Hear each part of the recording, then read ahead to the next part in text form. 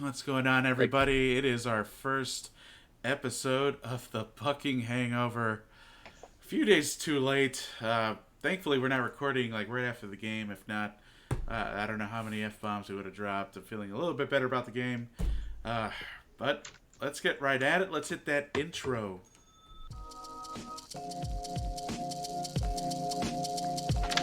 Touchdowns, Tampa Bay, fire those cannons! Oh my. Right, everybody. Welcome to the Bucking Hangover. We got Mike on the screen. He's got the Jimmy G jersey. He's pointing at the Garoppolo. Wow, Mike, that jersey must have come in overnight. What is the deal with the Garoppolo jersey? Hey, all I gotta say is Amazon Prime. It's not an official plug, so we are not endorsed to say that. But Amazon Prime overnight gets you that jersey quick. Oh. They deliver on their promise. So, as you can see, very disappointed with the results of Sunday's game. Bucs coming up short 31-17, of course. We'll get into a few of the big stories. Didn't get to watch the game live, and I know, Mike, you were out a little bit with family and taking care of fun stuff on a Sunday. I think you were at a wedding, so Yep. Who schedules weddings on week one of the NFL season, right? Hey, sometimes love and football, don't have to match, I guess. The game was so bad and kind of boring that even Red Zone was not even showing it. I was waiting there for Red Zone, like, I'll get to see some of the Bucs game. It was not top-notch play. As you're looking through the stat lines, both quarterbacks not even passing for 200 yards. Hey, I did get to watch some Red Zone there. I was sneaking on it through it at the wedding, and the most disheartening part is whenever they flipped over to the Bucs game, I was like, all right, sweet, and it was normally a Jameis Winston pick six. So, here's a scoring play in a Tampa 49ers game. And I'm like, oh, Jameis Winston threw a touchdown. And we'll get into Jameis Winston shortly because I think both you and I can go off on Jameis Winston for a while, but going to try and stay positive. It's only week one, out of a 17-week season for the Bucs. So we want to stay as positive as possible. So let's talk about what went well, and I got that on the screen, kind of what went well. The first thing that I noticed for the limited time I saw and looking at the highlights, we might have somewhat of a defense, which is unbelievable. We haven't had a defense since before, like John Gruden days. We didn't have a good defense during Raheem Morris. We didn't have one with Greg Schiano. We might have a defense now. I'm really excited for what came of it. I mean, maybe the 49ers aren't a good litmus test for it. I don't know if the 49ers, we'd even consider them an upper half good team. But, for me it was encouraging to see some pass rush pressure and then, of course, stopping the run and keeping Jimmy G under 200 yards. What did you see? When I saw that the Bucs signed in the offseason Todd Bowles, I was probably the most excited guy. And everyone knows I've been a big Todd Bowles fan since his day as Arizona as a defensive coordinator. I'm been a big fan of him also when he was a Jets coach in New York. And I know New York necessarily wasn't great, didn't have any winning seasons, but he didn't really have that much talent to work with either, and his defense usually showed up. I mean, there's been a couple weeks where I picked up Jets defense on a flyer. So now he comes to Tampa. We do have some talent on that defense. He was able to get some pieces together. I don't think that it's a finished product yet. We still have a couple pieces, maybe something in the secondary. We still need one or two there in the secondary. But however, defense looks like they're playing better. Definitely way better than last year. But I think it's only going to improve from here. Hopefully, most of our players can stay healthy.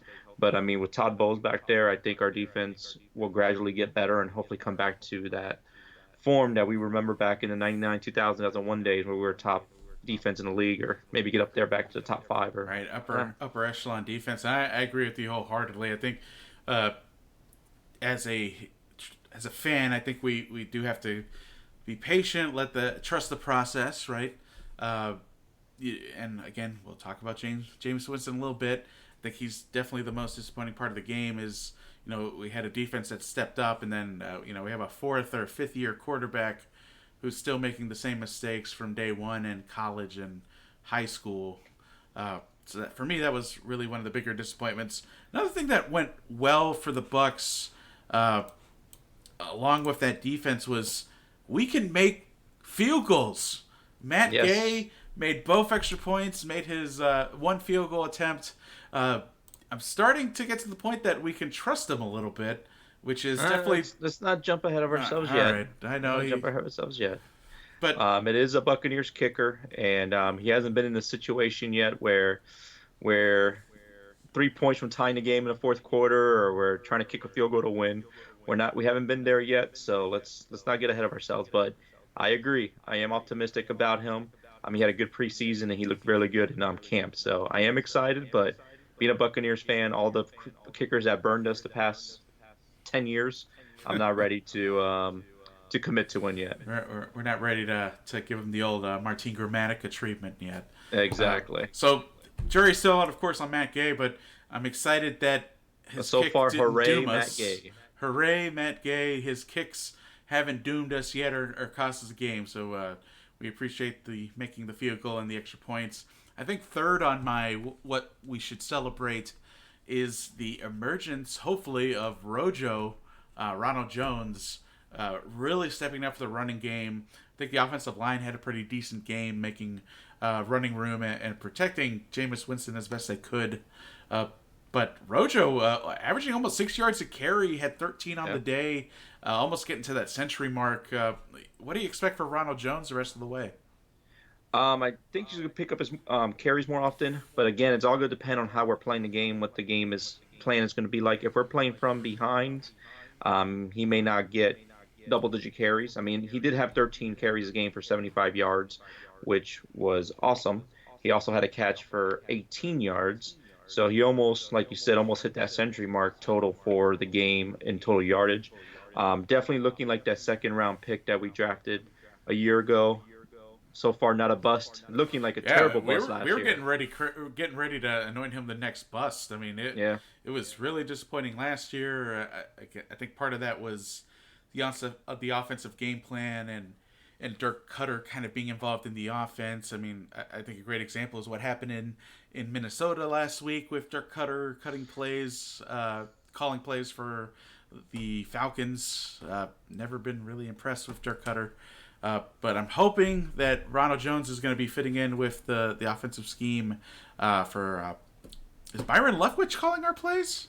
Yep, he's our offensive coordinator. Oh, Byron Leftwich. So hopefully he works into that. And I think the last thing that I was really excited and wanted to highlight is, again, not a big surprise, and it was on everyone's fantasy draft boards, but Chris Godwin catching the sole offensive touchdown for the Buccaneers this week.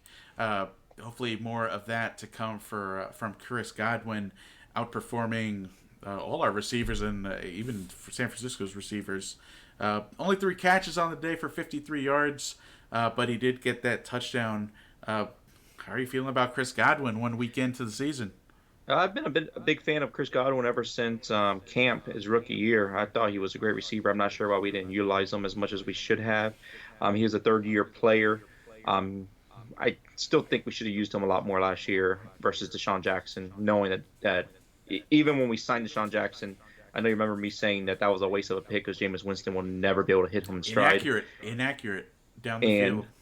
And we saw that when Ryan Fitzpatrick stepped in. He was able to actually hit somebody deep downfield, and that's when he had his best games. When Jameis Winston came back, he was worthless. So I think we should have utilized Chris Godwin. Chris Godwin got a combination of speed, size, and he's very physical. I think he's a great receiver, great number 2 guy, another guy to put over on the other side of Mike Evans. O.J. Howard is actually our leading receiver with 4 catches. Who was not a running back. Dare Agumbawale, or whatever you call him these days. Agumbawale, it's the brother of Notre Dame women's basketball star. Okay. Agumbawale. All right. Yeah, as a Notre Dame guy, you'd probably know that better than I do. But Howard, I know Howard had that fumble, and he didn't have his best game, but I am a big Howard fan, and I think he's a great tight end, and he just had one bad game, so can't count him off that. But those 3 receivers would be amazing weapons for any other quarterback. But we have the quarterback that does not know how to utilize them. That's correct. And kind of going. We were looking at what went well, and what didn't go so well, and really, we only have one bullet point and one picture up on the went fucking terribly wrong was Jameis Winston's performance. Again, 20 out of 36, 194 yards, 1 touchdown, 3 interceptions with 2 of those being pick sixes. Really, really, really disappointing showing for Jameis Winston. This, I feel at this point of his career, not to say that, Tom Brady has a bad game, Drew Brees has a bad game, but he doesn't have the street cred to be able to be like, hey, this was a bad game, sorry. This is really normal for him. I mean, just another game. It's just another game.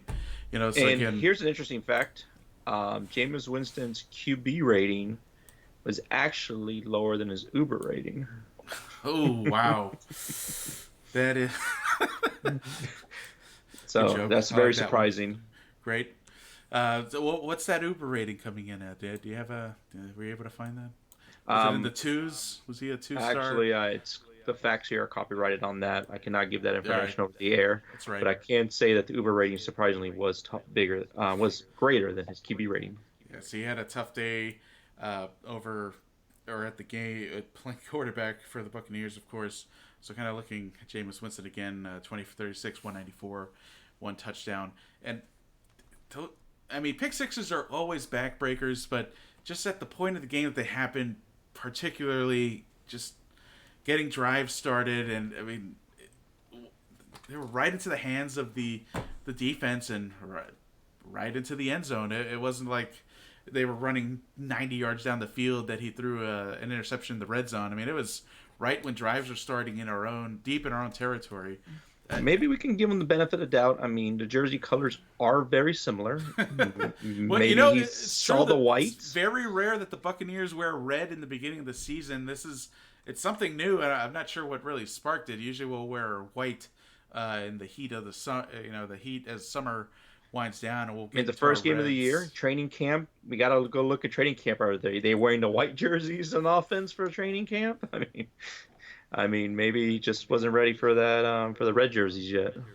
So I am just beside myself with Jameis Winston. I think deep down when we drafted him, especially in the first season, he showed some promise. But I think both you and I were comparing him to Marcus Mariota and his performance. We were really thinking we drafted the wrong quarterback. In that first game, they're both their rookie years. I was at that game. When the Titans came to visit here. Yeah, that's right. They kicked it off together. Mariota's first. Well, something they do have in common is Mariota and Jameis Winston's first touchdown pass in their NFL career was to a Titan. Because Mariota's first pass was, I want to say, like a 50-yard touchdown pass. Jameis Winston's first pass was a pick six. So they both threw their first touchdowns to a Titans player. And it's amazing that would be kind of a forerunner to like the future of being a Buccaneers and Jameis Winston supporter, I guess, or fan of the team. But going back that he plays to for. Jameis Winston's beginning, so this is, I know this is a little bit early in the year, Bruce Arians' first game, but as of right now, the best head coach that we've had is based on Jameis Winston's performances would be Lovie Smith. Don't bring us back to Lovie Smith. I applauded the hire because after having 2 very inexperienced coaches. Clowns like Raheem Morris and Greg Schiano are like, we're bringing some credibility. Maybe he'll build up the defense, and then none of that happened. We're somehow worse than we ever were, even with someone like Lovie Smith's name there. Don't bring us back to those days. Again, just really disappointed. I just don't know what we do. There's a lot of cries for Ryan Griffin to get in there, but I think we're stuck with Jameis. I think he still gives Ryan Griffin is a stud, but the problem with that he's only a stud against third and fourth string defenses in the preseason. Right. So. He is a preseason All-Star. If you remember Ernest Graham, always a preseason All-Star back in the day. Jameis still gives us the best chance to win, whether that chance is a certainty or a small percentage. Still a better chance to win than what Ryan Griffin would give us. So I'm not quite ready. Blaine Gabbert. Or Blaine Gabbert, exactly, who I guess what did he do? Sprain his shoulder? I remember Something like that. we were watching the game together, and we saw him. It looked like he got sniped. He was holding his shoulder and was off the field. So I'm not sure what his timetable for return is. I don't even know if was he active or not for the game. I think the injury wasn't as bad as it looked. Either way, Jameis Winston unfortunately still gives us the best chance to win a football game. I think Kaepernick would disagree. Kidding. Yeah. Well, at least he's not blackballed anymore, right? So that kind of brings us to looking into next week. Tough Carolina Panthers team gave the Rams all they had at home. Christian McCaffrey over 200 all-purpose yards, 2 or 3 touchdowns, I forget. Definitely in the 40s for fantasy. I know that for sure. I think this is really going to be a true test of where our defense is at. Yeah, definitely facing much better offense. I think we're facing a much better defense as well. And we have Joe McCoy, too, that we got to face as well. That's right. So it's going to be definitely some extra motivation from Gerald McCoy. It seemed like he had a quiet game during the Rams game. I didn't hear his name too much. That game was definitely on a lot on Red Zone as Jared Goff and Cam Newton were exchanging chances down the field, and it was basically the Christian McCaffrey show for most of it. Yeah, absolutely. So, I don't know. I think we're very jaded from the last 5 years of primetime games as Buccaneers fans. It could get ugly. Hopefully no one is forced to retire like Chris Conti after a primetime game like last year. I remember when I first moved here to Texas watching, was it the Atlanta Falcons hang like 59 points on us or something? Yep, like this on a Monday Thursday night game. Oh my gosh. I was at that game Thursday night. I am always nervous getting on national television when we rarely get those opportunities. I don't know. I think part of me feels that it's going to be a drubbing at the hands of the Carolina Panthers, who are pretty close against the LA Rams. Defending Super Bowl champs. Yeah, absolutely. I'm definitely nervous about this game as a Buccaneers fan. I just don't see it going well. I think if we lose +4 or -14, I'd be impressed. Yeah, especially it being in Carolina and them being extra motivated. So we'll see. Actually, I haven't even really looked at the lines for next for the game. So my guess is my initial guess for lines would be at least -5, maybe -7 for the Panthers to be favored to win in that game. I don't know. We'll see what version of Jameis Winston comes out, I guess. Yeah. And we'll go over those lines at $10 Sports. That's right. We got just to give you a preview. We got $10 Sports probably coming online tomorrow, and we'll get that released out for you. Still debating what we want to do Thursday. Might try to do our first Triple B live. So we'll do a live stream on YouTube. Either Triple B or we might do a live episode of Buc'ing Hangover, capturing our live reaction to the fourth quarter of the Buccaneers-Panthers game on Thursday. Stay tuned for $10 Sports tomorrow. We're excited to get you ready for week 2 of the action. Grade how we did our picks. A little bit of a spoiler alert: the Steelers did not pull off the upset as predicted by one MRod. No good. No hey, good on but that I called pick. the Packers. Called the Packers. You did call the Packers. I will give you that. And just a quick preview: it's Tampa Bay +7 against the Panthers. I called it. I told you. 7, at least 5 to 7 was my call, and I think Carolina might be an easy bet on that one. We'll get back to you on that. Ooh, and I got one that might be a little surprising that I'm going to pick, but we'll talk about that at $10 Sports. Awesome. We'll talk about that tomorrow. Oh, good for you. $10 Sports. A little bit of a tamer episode. I think we wanted to not overreact yet. It's week 1. I think once we get embarrassed on Thursday, you might see us get a little bit more more angry at the team. So thanks for being with us here for the Buc'ing Hangover. As always, you can follow me, Moose, on Twitter at $10 Sports. MRod has his own Twitter account as well. What is that? Balls Brews Bros, right? At Yep. Balls Brews Bros. If you're following me, make sure to give him a quick follow as well. Mike always throws his unique perspective. Well, I'm usually the GIF machine for us, making jokes about what's going on in the sports world. So that's been it for now for the Buc'ing Hangover. Hope to see you tomorrow. Stay tuned. All right, guys. Have a good night. See you Thursday.